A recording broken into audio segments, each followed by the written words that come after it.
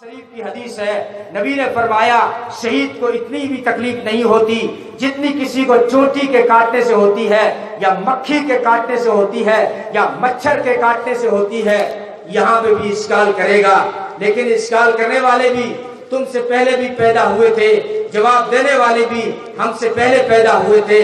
کسی نے سوال کیا علامہ سیوطی رحمت اللہ علیہ سے کہ جو ہے اگر حسین کے اوپر اتنے زخم آئے، اتنے تلواریں لگی، اتنے انبار ہوا، تیروں کی بوچھار ہو گئی، اور آپ کہہ رہے تکلیف نہیں ہوئی، تو علامہ سیوطی نے فرمایا اگر اپنی طرف سے کہتا تو مت مان، بات اگر دیوبندی کی ہوتی تو مت مان، بات اگر جو ہے جماعت والے کی ہوتی تو مت مان، بات اگر وہابی کی ہوتی تو مت مان، بات اگر اہل حدیث کی ہوتی تو مت مان، لیکن بات خدا کے قرآن کی ہے، ماننی پڑے گی۔ کس کی بات ہے؟ پیچھے والے سو تو نہیں گئے، پیچھے والے خدا کے قرآن کی بات ہے۔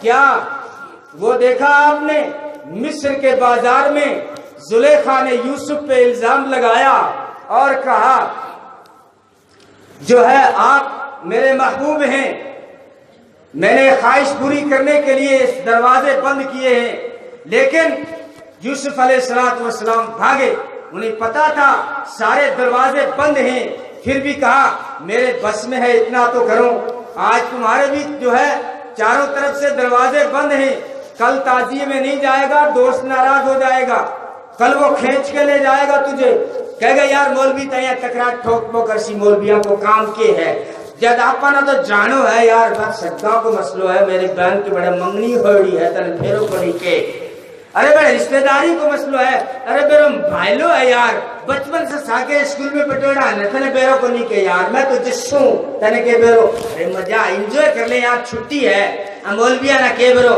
میں تو سعودی جا کے آئی ہوں، سعودی میں بھی 10 محرم میں چھٹی ہوا ہے، دبئی میں بھی چھٹی ہوا ہے، بنگلہ دیش میں چھٹی ہوا ہے، پاکستان میں چھٹی ہے، اب تو انڈیا میں بھی چھٹی کر دی، تو کچھ تو بات ہے نا جب چھٹی کری ہے، کبھی کسی سے پوچھتا تو صحیح یہ چھٹی اسلام میں کیوں رکھی گئی، سعودی میں دبئی میں چھٹی کیوں رکھی گئی؟ حسین کے واقعے کی وجہ سے نہیں رکھی گئی، 10 محرم کے روزے کی وجہ سے رکھی گئی۔ یہ روزہ اتنا مقدس تھا کہ رمضان سے پہلے یہ روزہ فرض تھا، لیکن جب رمضان کے روزے آ گئے اس کی فرضیت تو ساقط کر دی گئی، لیکن ثواب کو باقی رکھا گیا ہے، اس کے ثواب کو باقی رکھا گیا ہے، وہی ثواب ہے جو رمضان سے پہلے اس کا ہوا کرتا تھا، اس کا ثواب ہے، لیکن نبی نے رمضان کے فرض کے بعد میں اس کی زیادہ تاکید نہیں کی، زیادہ اس کی تاکید نہیں کی۔ خیر تو اس لیے چھٹی ہوتی ہے، یہ نکال دے ذہن سے کہ سگڑے چھٹی ہوا ہے، ارے چھٹی ہوا روزے کی وجہ سے، شہادت کی وجہ سے نہیں، حسین کے واقعے کی وجہ سے نہیں، روزے کی وجہ سے 10 محرم کو چھٹی ہوئی۔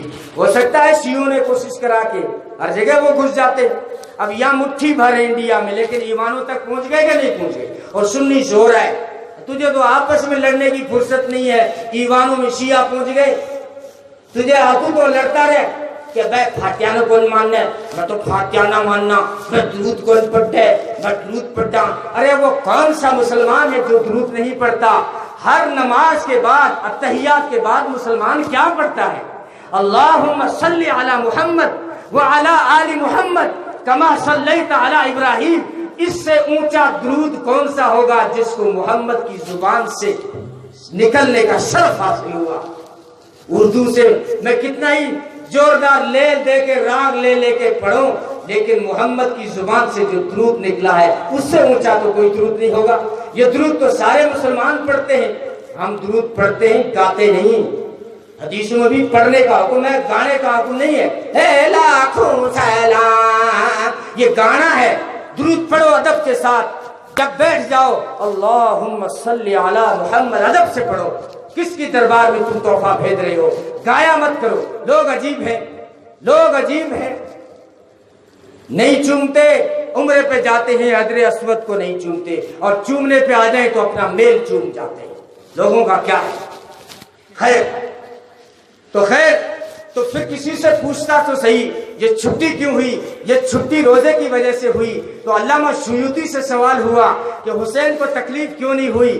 کہا کہ تم نے قرآن کا واقعہ سناتا ہوں کہ زلیخا کے اوپر جب یہ زلیخا نے جب یوسف پہ الزام لگایا تو سارا چرچا ہو گیا، اور خاص کر عورتوں میں ساری مصر شہر میں چرچا ہو گیا کہ بادشاہ کی بیوی غلام پہ مرتی ہے، نوکر پہ مرتی ہے۔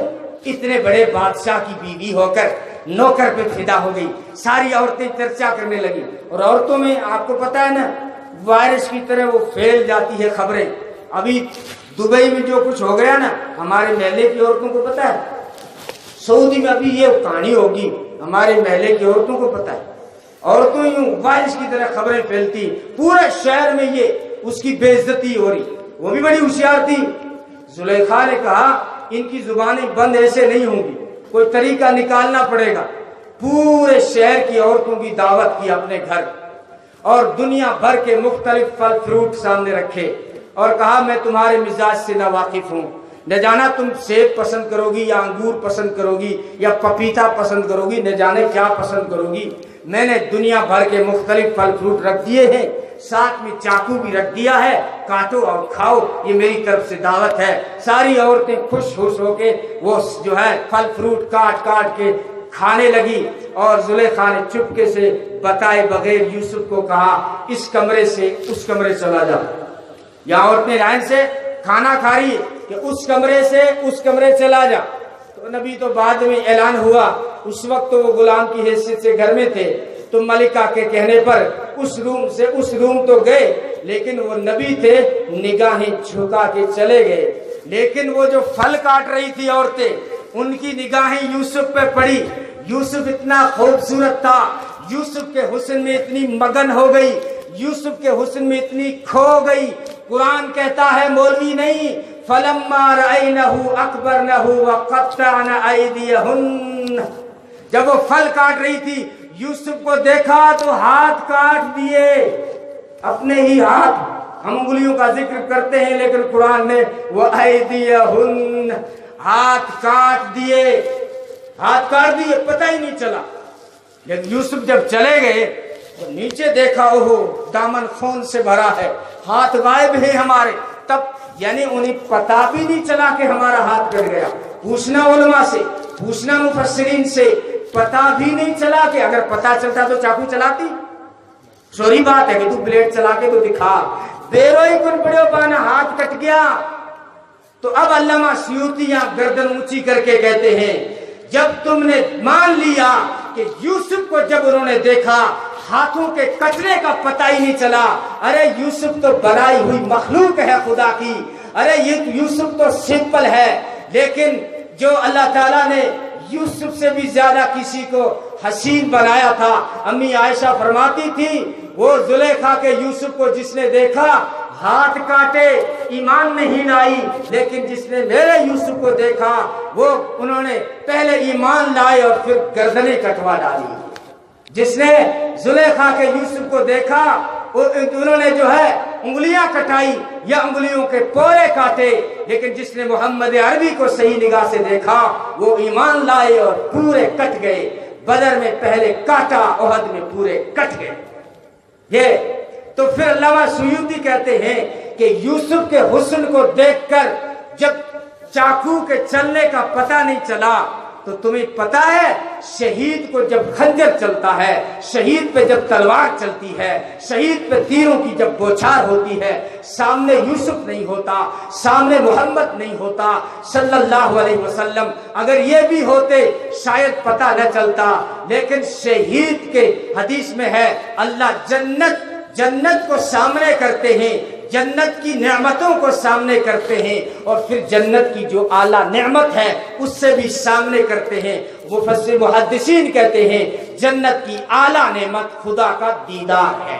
یعنی شہید پہ تلواریں چلتی ہیں تو خدا پردے ہٹا کر اپنا دیدار کراتا ہے۔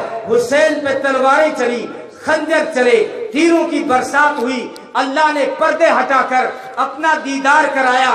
حسین کو تلواروں کے چلنے کا پتہ ہی نہیں چلا، کیونکہ وہ تو دیدار میں مگن تھے، وہ تو دیدار میں مست تھے۔ اس لیے نبی نے فرمایا شہید جب شہید ہوتا ہے تو اس کو اتنی بھی تکلیف نہیں ہوتی جتنی تکلیف جو ہے چوٹی کے کاٹنے پر ہوتی ہے۔ حسین کو تو تکلیف نہیں ہوئی، تجھے کیوں تکلیف ہوئی؟ تو کیوں چلاتا ہے؟ تو کیوں بے چین ہے؟ مجھے لگتا ہے تیری بے چینی بے نمازی پن کی وجہ سے ہے۔ نماز چھوڑی، کوئی شریف آدمی نہیں ناچتا، کوئی نماز